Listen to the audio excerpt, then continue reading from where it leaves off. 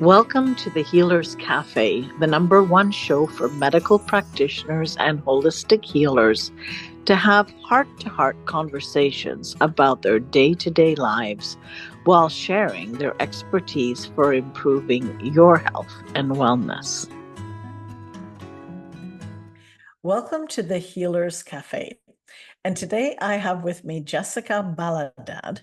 She's a 6-year cancer survivor and is the creator of Feel for Your Life. It's a free mobile application that provides resources on how to perform self-breast exams and when to get screenings while allowing users to track and monitor their changes and set themselves reminders. So welcome. And Yeah. I'm not hearing. Oh, there we go. Perfect. Okay. So yeah, welcome. And why don't we start with what got you into this in the first place? Yeah. Well, thank you so much for having me. I never said, when you're growing up, you're always asked by teachers, adults, what do you want to be when you grow up? And I never once said, when I grow up, I'm going to be a breast cancer patient and I'm going to create an app that's going to revolutionize how we advocate for our breast health. That was not on my radar, my bingo card, or anything. I was diagnosed with breast cancer at 33 years old after performing a self exam in the shower. It's a habit and that I had developed at 18 years old. When I was 18, I had a benign, a non-cancerous tumor removed. That put me in the habit of doing self-exams. So here I am at 33 doing a self-exam and I come upon a lump. It was eventually diagnosed as stage 2B invasive ductal carcinoma, or just a very fancy way of saying breast cancer. And so, keeping that in mind, during the pandemic, I had been in remission less than a year, or yeah, a little around a year at that time when the pandemic hit. And I remember that a self exam saved my life. And I learned that women were delaying their screenings, they were not going to the doctor, and they were getting diagnosed at later stages. I wanted to do something about that. So I used my pandemic time to learn about app development and I created Feel for Your Life. Wow, that's quite amazing. That's wow. Yeah, I mean it's so great because it just when I read, your bio before, I was, wow, this is, so many people were hit different ways, but to actually use something that you had to go through and then make it easy for others is quite remarkable. So tell me a little bit more what this app is, how does it work? What do people need to know? Yeah, so I created the tools and resources that I wish I had before and during my breast cancer diagnosis. So I saw some other tools that were out there and I thought they were okay, but they just missed the mark for me. So I wanted to create something that showed you how to perform a self exam. And you need to track your self exam so you can notice any differences or changes. Let's say month one, everything's okay, but by month 4 or 5, you start to do a self exam and you're like, was that there before? Did I record that? And you can go back and look at your progress.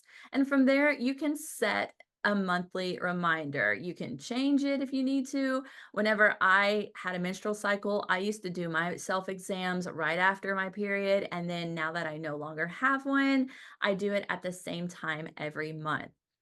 So, also inside the app, you have resources that talk about your breast density and how to take risk reducing measures against breast cancer, and just give you tools and resources for talking to your medical provider about how to have these conversations.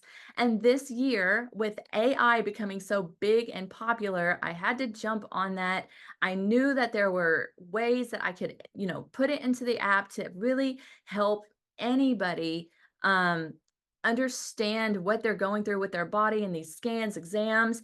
So let's say you have a screening and you get this pathology report back and you're reading it and it's like, what does this mean? I don't understand it. And you start Google things and it doesn't make sense. So I took the guesswork out of that. You can copy and paste your pathology report from your online portal and put it into Breast Friend AI. That's the name of the AI that I came up with inside of the Feel for Your Life app.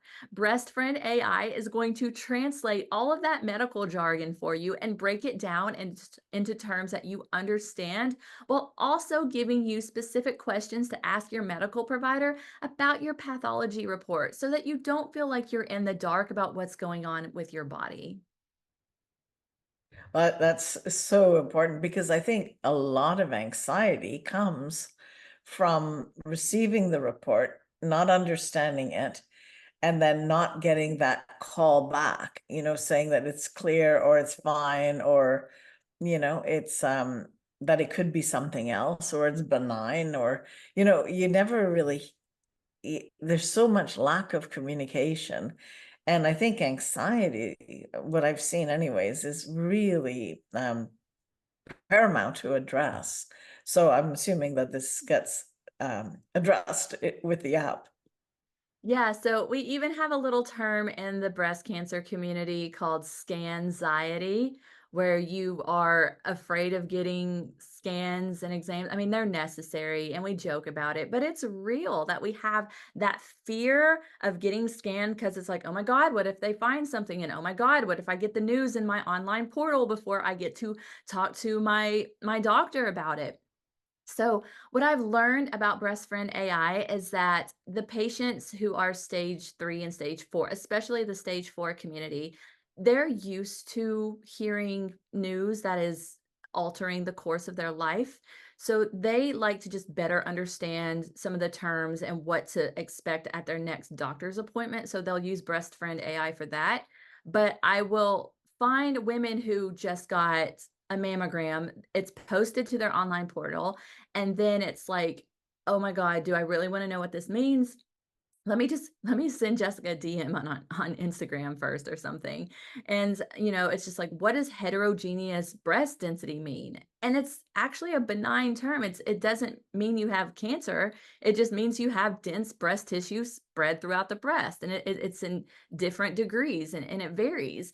And so, it people have a lot of different feelings about it, but ultimately I want women to understand how their screenings work, how the pathology is done, and what they can do to empower themselves to get through that fear because knowledge helps overcome that anxiety. And also, I mean, there are women that mammograms, I mean, it's quite a contentious subject right now because there's definitely countries in Europe that no longer use mammograms and they use thermography instead. But Mhm. even for those who use mammograms, they say that women with dense tissue, that it's not very reliable. Have you seen that or heard about that?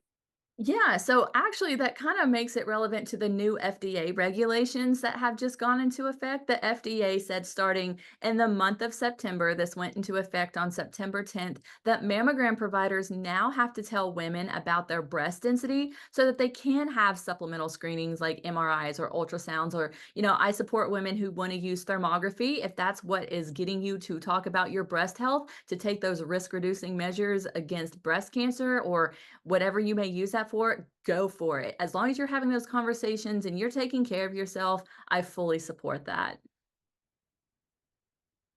I think that's very important because, it's just like every therapy. It's not always right for everyone. And then what about the results? Once you have that, do you have any part that helps um women sort of normalize, as in being able to say, okay, well, you know what, my body is quite capable of dealing with certain things, and at certain times it might be wise to make different decisions. Like there's such a spectrum there of possibilities, right? Whereas if it's all mishmashed, then again it's anxiety producing. Mhm. Yeah, I can see that. I know with Breast Friend AI, it's not really meant to be a doctor. It's really supposed to be like the friend that you wish you could have with you at your appointment. So I'll have friends who take the app with them to their doctor's appointments to prepare them. You know what? You can tell Breast Friend AI, I'm going to the doctor to ask about X, Y, or Z. what do I need to ask the doctor about? And, it'll give you a list of questions and help you prepare for that. If you want a second opinion, it will ask you, where are you from? What areas are you looking for? And it'll give you a list of places that you can also check out if you want to get, the opinion of another provider. So, I mean, like I said, I created the tool that I wish I had before and during my breast cancer diagnosis. I really thought this through and really empathized with how a woman would feel going through this. I can totally see it for everything. You could have for, it could be for bladder issues and, is it cancerous? When do you worry? Regurg, when do you worry about esophageal cancer? When do you, like, I'm not saying diagnose, but even going through the questions to put people sort of at ease or in, with solutions of who they could approach next. Yeah, I know it's remarkable. I think it's great you've done that. Thank you. Yeah. So What would your life be like if you were pain-free? If you were one of the millions who suffer from chronic pain, the thought of just one day without it may seem impossible. This is often because conventional medicine tends to fall short in the treatment of pain, opting to prescribe pills or recommend surgery rather than getting to the root cause of the problem. But if you are suffering with emotional or physical pain, there is hope. Join the founder and CEO of Bowen College, Manon Bolliger, live online for your body-mind reboot. Learn how to listen to your symptoms and get to the root cause of your pain. Plus, be trained in basic Bowen therapy moves so that you can reboot your body for optimal health. You don't have to live in pain. You can heal. Stop the pain pill cycle by visiting www.yourbodymindreboot.com to learn more and to register.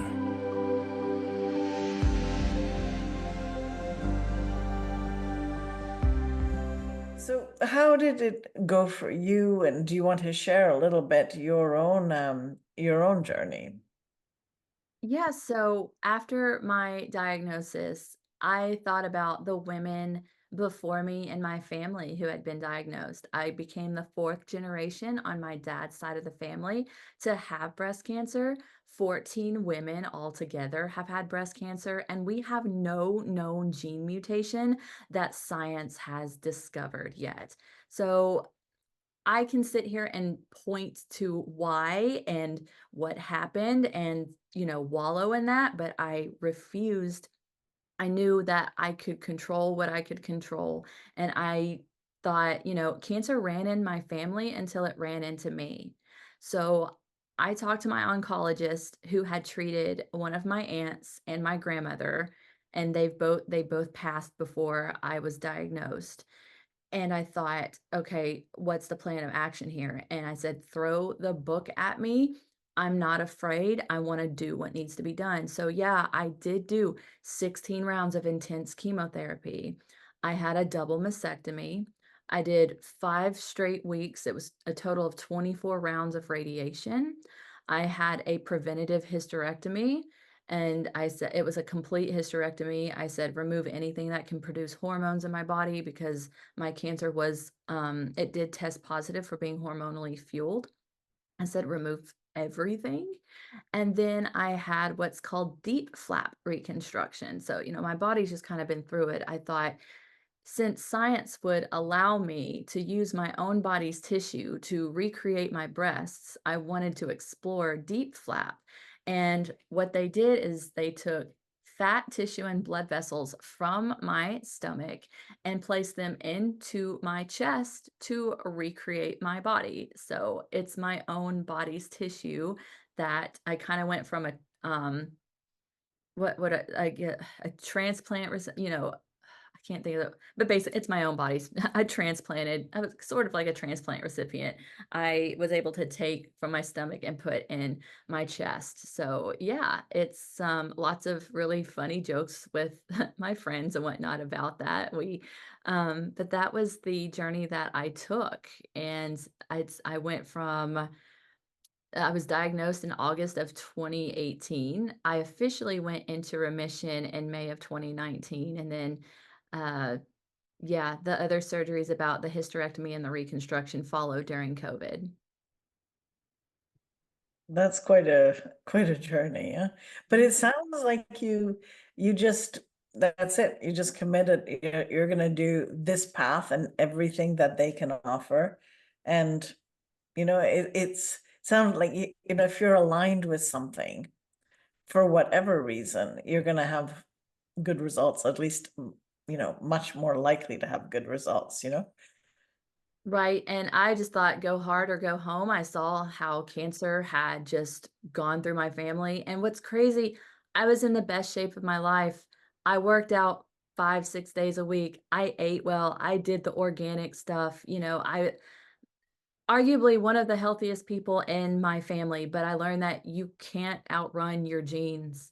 And, I don't want to get too philosophical or anything, but the way that it was explained to me is, with cancer, a cell goes rogue and it mutates faster than your immune system can keep up with. So don't point fingers, don't blame yourself. You didn't do anything wrong. There's so much shame around cancer. Like, what did I do wrong? Did I eat the wrong thing? Did I not do enough for myself? And I just thought, I can't waste time thinking about the what ifs. I have to think about what's going on now if I want to have a future for myself. And today I'm back in the gym 6 days a week. I'm eating well. I'm eating right. I'm taking care of myself to keep cancer out of my body in the future, just doing the best I can for myself in the present. And whatever happens is going to happen in the future. Mm. But you can see that that's a mental mindset, right? That you're connected to, like everyone's journey can be very different there, and I also had a diagnosis of a cancer, and I had a different set of, you know, belief systems, and I did the deep down search of what did I do wrong, um, And or that's what, natural. That's yeah, totally normal to do that. I get it. The first thing that we do is we start to blame, when we're in a situation that we have to confront that makes us uncomfortable. That is totally normal. I just know I had seen it a lot in my family. I'm like, well, I can blame this and that and attack it or sit. But yeah, I don't want to invalidate you. That's totally normal. oh, no, I wasn't meaning it as a invalidation. I'm just saying, and it wasn't so much blame as discovery. What else? I'm eating organic, I'm doing all these things.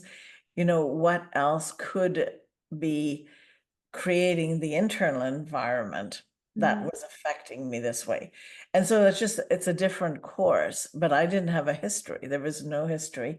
So mhm. I think we come across the path that's right for us almost instinctively, like you knew just like I knew, and we did different things, but it's interesting. It's such an opportunity for growth as well, when you're faced with this. Right, absolutely. I think the term is like post-traumatic growth.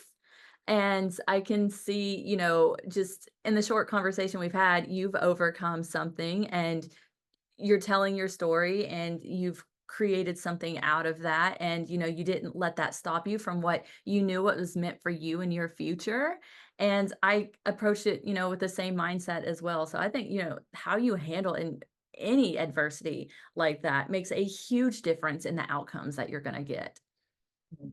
Yeah, no, I agree. That's, I think, the point I was, trying to make is we may all have different paths. I just think it's amazing that you learned how to create an app, Thank you. Yeah. It that was can help people with it. Yeah. Well, my friends were baking bread and collecting plants, and I burn things when I try to bake. I'm not a baker. I can cook okay, but I just thought this isn't really my thing, but I figured, it's either the end of the world or I might actually make something out of this. So I'm just going to go for it because why not? And I had a mentor, and got the tools and resources that I needed to learn and spent time doing that. Was raised by my dad, and he has a technological background. So his influence in my life also influenced me. I grew up as a creative. So I took a hobby and took my educational background and my breast cancer experience, and Feel for Your Life was born. And at this point, you're also bringing it into schools to do self-exam. And you were part of the writing of the legislation in Tennessee, from what I understand. Yeah, tell us a little bit that whole process, because that's a lot of forward work. Yeah, so I reached out to my local representative for the state of Tennessee who represented our district. And I said, "Hey, I'm a breast cancer patient. I found this lump in my breast while performing a self exam. This is a problem. This is an issue. 40% of breast cancers are diagnosed after a woman feels a lump. And that's according to the National Breast Cancer Foundation." And so I presented him all of these statistics, including, according to the Young Survivors Coalition, it's 12,000 women under the age of 40 get diagnosed with breast cancer every year. And yet mammograms are easily available for women 40 and above. That's when insurance starts to kick in for that coverage. I said, "We've got to do something about this." And I told him my story about doing self-exams. He met with me in his office and we talked about crafting a piece of legislation called the Feel for Your Life Act, which would require high school students to learn about doing self-breast exams, testicular exams, and skin exams. We know that teenagers are very aware of their bodies at those ages. So as they go into adulthood, let's teach them how to take care of themselves as well. Yeah, no, I think that's really important too. And it becomes then part of your self-knowledge, right? It's not like dividing your body as this thing that you try to compete in beauty. It's part of your health. It changes the attitude completely. Yeah, it's self-care. Self-exams are self-care. Our time is already up, but do you have any last things you'd like to share, or where people can find about this app?